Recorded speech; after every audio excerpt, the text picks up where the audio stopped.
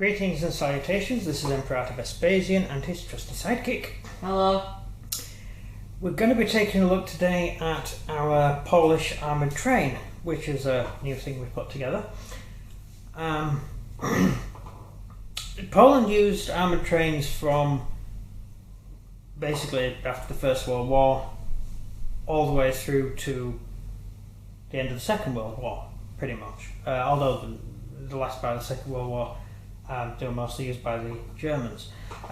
So Poland had a large amount of rail networks, and given that the roads in Poland generally ran along rail lines, it kind of made sense, as it did in Russia and other countries, to have armoured trains for military purposes, because it helps to keep open your lines of communication.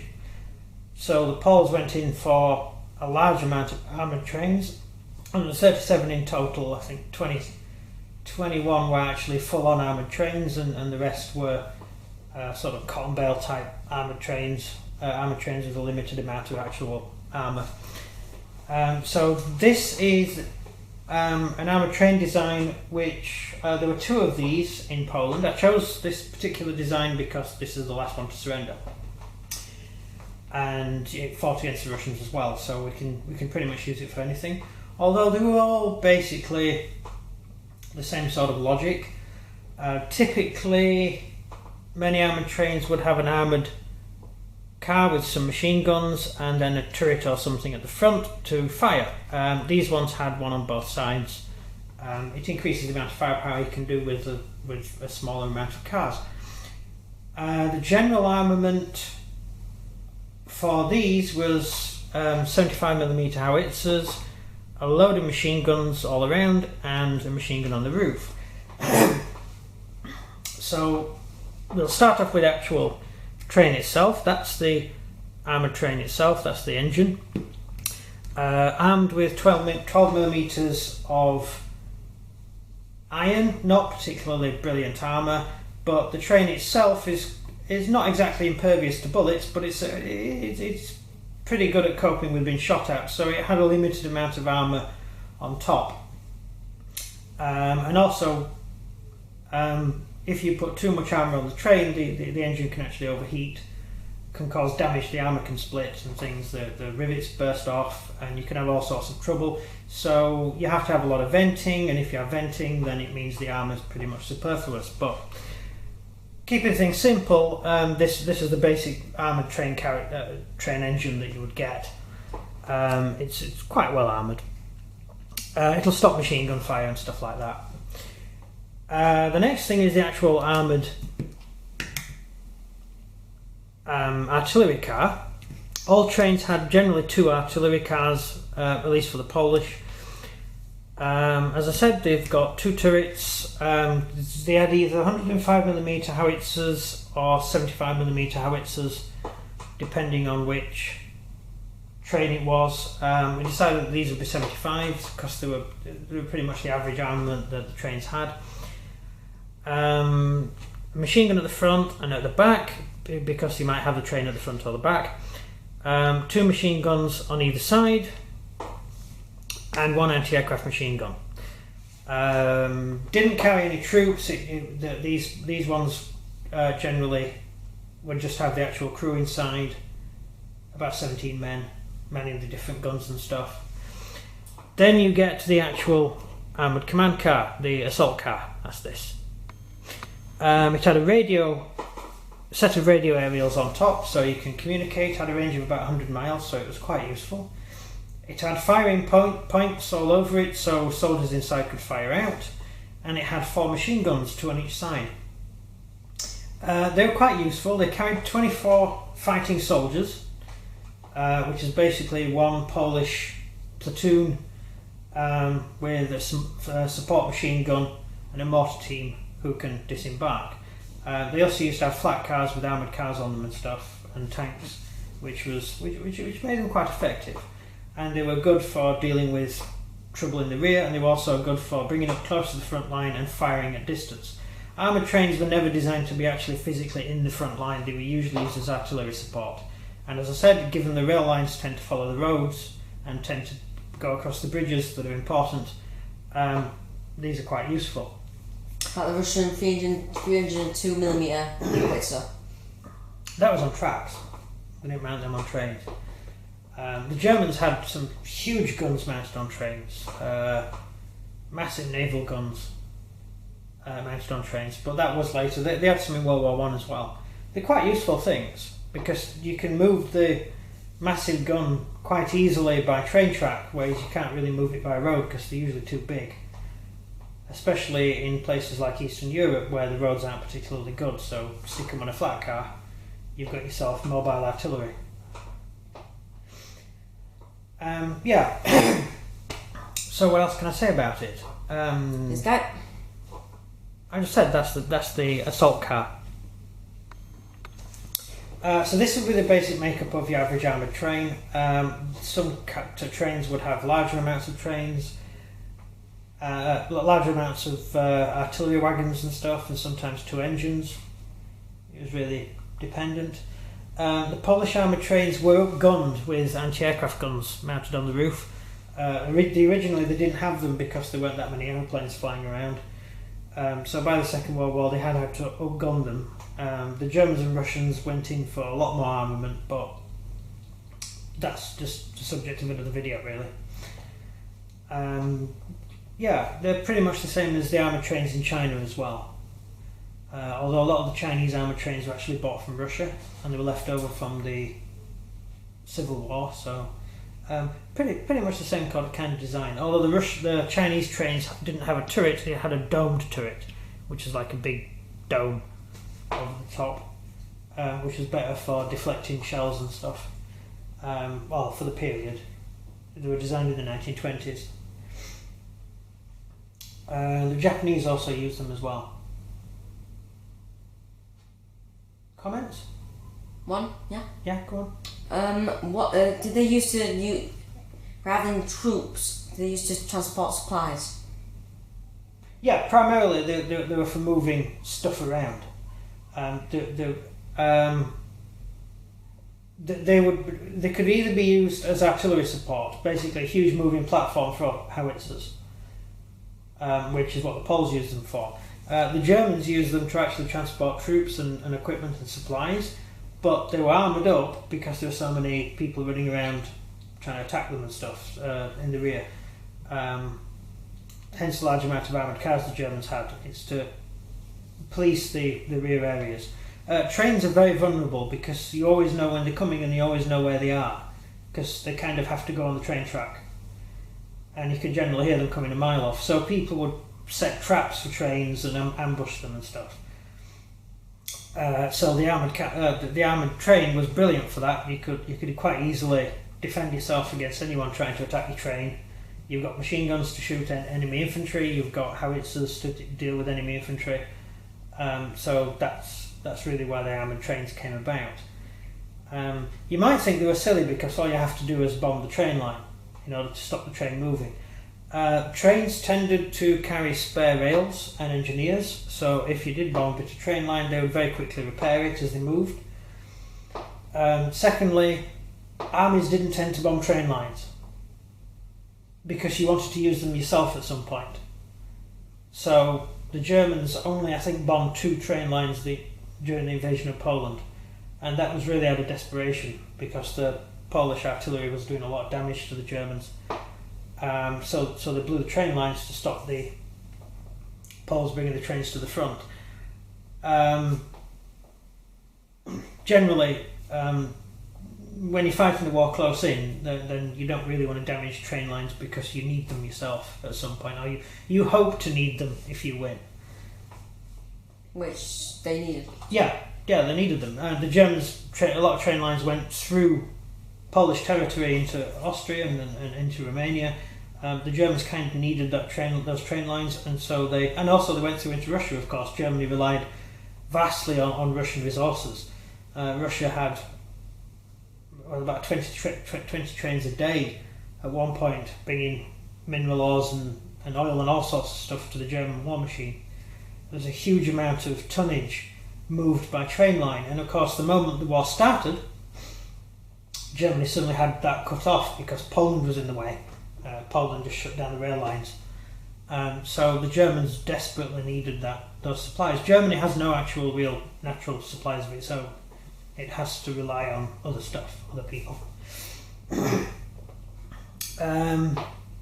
Yeah, and Germany was acutely aware of that because that's one of the reasons they ended up on the losing side in World War One. Yeah. All Germany has really is coal. That's about it. They don't have any oil wells. They don't have any particular minerals or anything that you can mine that are hugely useful for the military. So yeah, you need your rail lines intact. What the British and the Americans should have done in the Second World War was target the German train lines, because we wouldn't be using them. We weren't in Europe at the time. It would have made far more sense to hit the railheads. Instead, we went after the factories, most of which were fake. So we gave up bombing the factories and started bombing the civilians who worked in the factories instead. It would have been done far more damage to just cut the rail lines, because that would mean that Germany wouldn't be able to send troops and supplies to the Eastern Front. We wouldn't be able to send troops to Italy because the railheads were gone. And that showed straight after D-Day. We were on the run up to D-Day, just up to the very few weeks just before D-Day, the British switched from bombing cities to bombing trains. Which is where a lot of the gun camera footage comes from attacking German armoured trains, and that's when the German armoured trains really came into their own, defending the skies against fighters and stuff trying to attack the rolling stock. And straight after D-Day, the Germans had great difficulty moving supplies to fight the Allies in the West because we'd blown the rail lines up.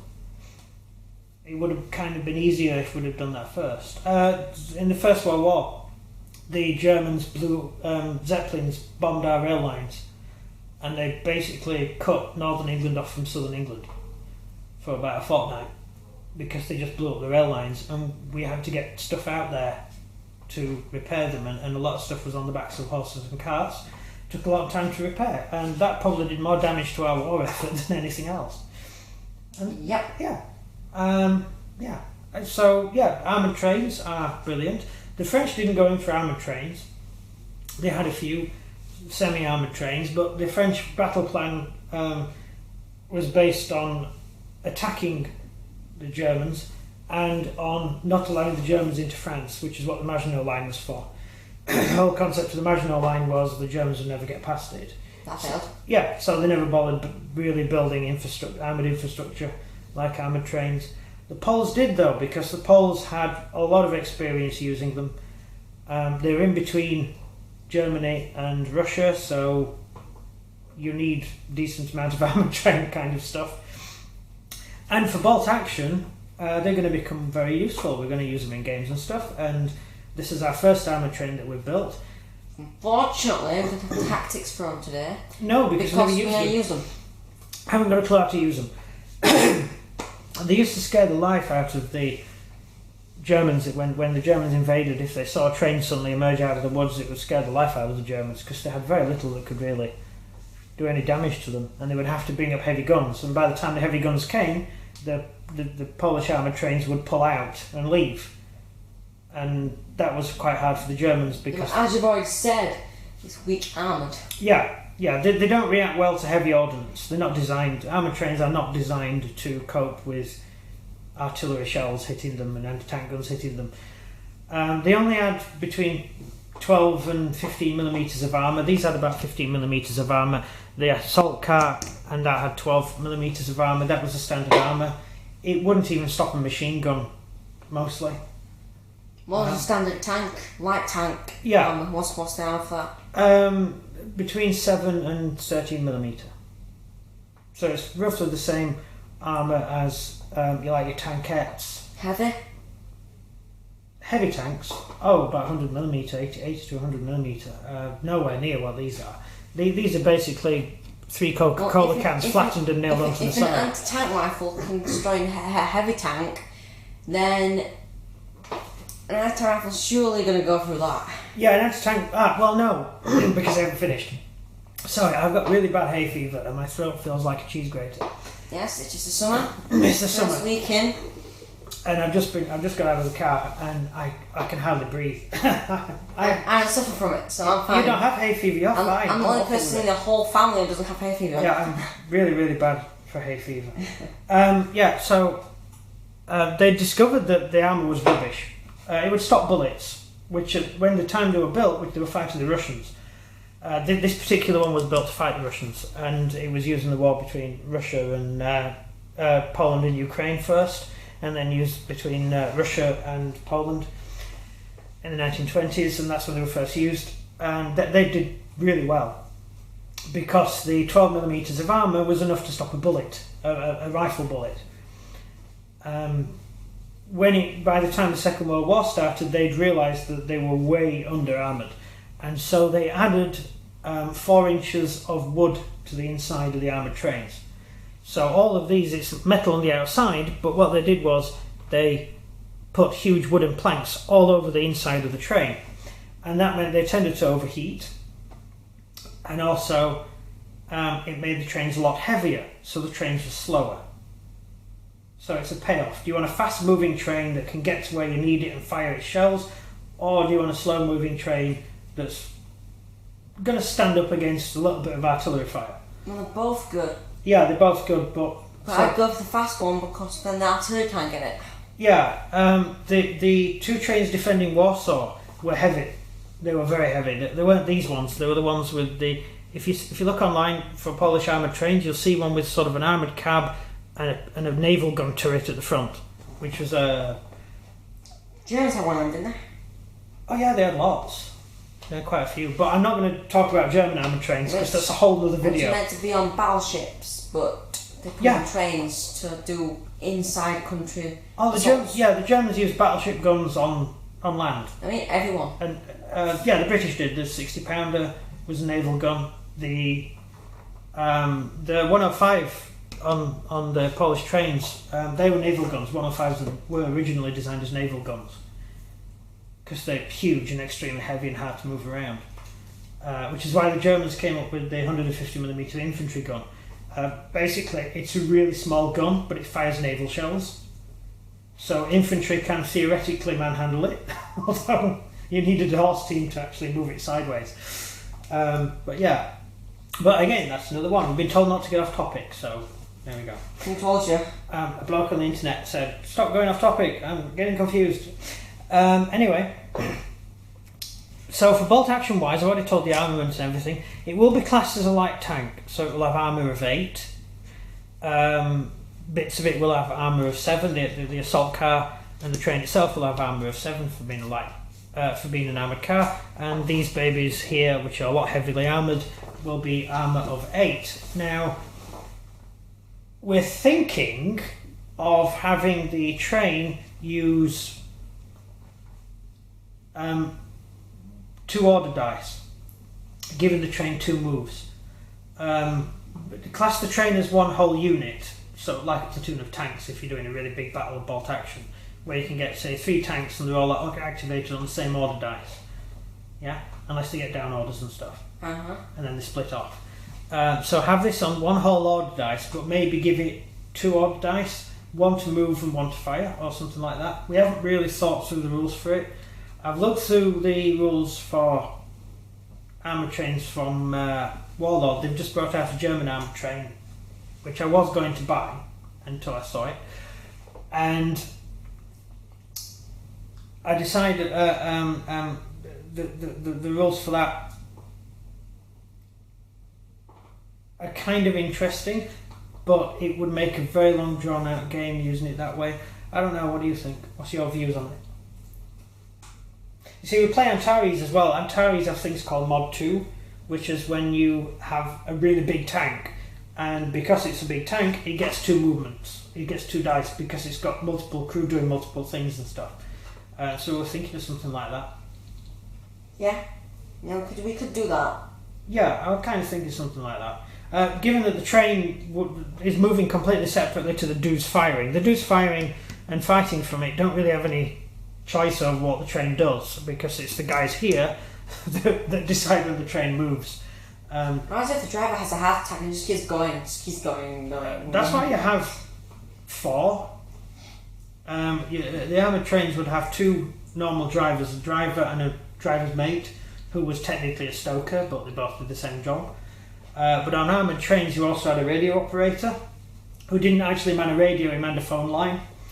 He was called a radio operator, but it was actually a phone line that went through the back here. The phone line went underneath here and into the assault car, and that enabled the officer in the assault car to say, "Move forwards, reverse," and whatever else you say on a train. There's not many orders you can give to a train. You can't raise shields. Forward, back. You can't. Yeah, forward, back. That's it. Snooze. You can't do evasive manoeuvres. I mean, what is an evasive manoeuvre for a train? Go backwards. Unless it's one of them railways where you can split off. Yeah. But then you have to turn it and then you get killed. Yeah, and the enemy can kind of see that you're there because they know where the train line goes if they've got a map. And yeah, so we're not entirely sure, but we're going to read through I've got a copy of the rules for the armoured train, and I'm going to have a look at that and sort it out. I've only just built this. I actually built this before the Train for Warlord came out, so it kind of took me by surprise when I saw Warlord had brought a train out as well. And I said, oh great, I'll get that. Yeah, and so that's it. That's our Polish armoured train. It's quite a nice model. Unfortunately, you cannot buy 28mm scale Polish armoured trains. Why not? They're not on the market. In fact, there's only one 28mm armoured train on the market, and that's the one that Warlord does that I've found. And I've done a lot of searching. So if you see one, let me know.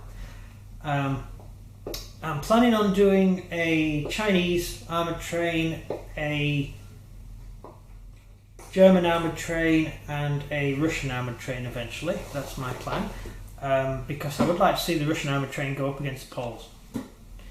The Russians sent 3 armoured trains into Poland when they invaded, which was hilariously fun.